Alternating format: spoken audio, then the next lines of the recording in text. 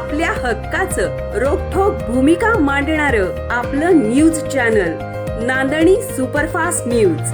घटना तुमची, बातमी आमची. रिफ्लेक्टर शिवाय ऊस वाहतूक सुरूच. ऊस वाहनांचे अपघाताला निमंत्रण, उपाययोजना करण्याची नागरिकांमधून मागणी.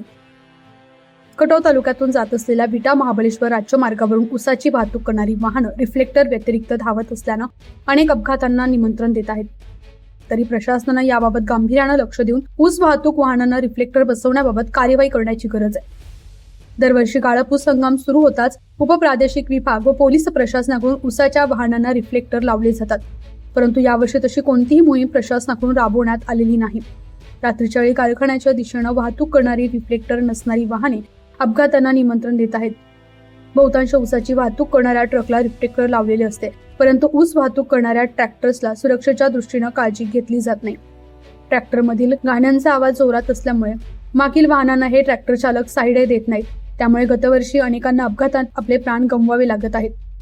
यंदाही किरकोळ अपघात होऊन पोलीस स्टेशनला काही प्रमाणात याबाबत नोंदी झालेल्या आहेत. त्याप्रमाणे काहींवर कारवाई करण्यात आलेली आहे. तरी सुद्धा या परिसरात अनेक ट्रॅक्टर्सला रिफ्लेक्टर बसवलेले दिसत नाही. त्यामुळे याबाबत प्रशासनानं ठोस यंत्रणा राबवण्यात यावी अशी मागणी ग्रामस्थांकडून करण्यात येत आहे. अशाच ताज्या घडामोडी पाहण्यासाठी आजच आपल्या नांदणी सुपरफास्ट न्यूज या यूट्यूब चॅनलला लाईक करा, शेअर करा आणि सबस्क्राईब करायला विसरू नका. नांदणी सुपरफास्ट न्यूज, घटना तुमची, बातमी आमची.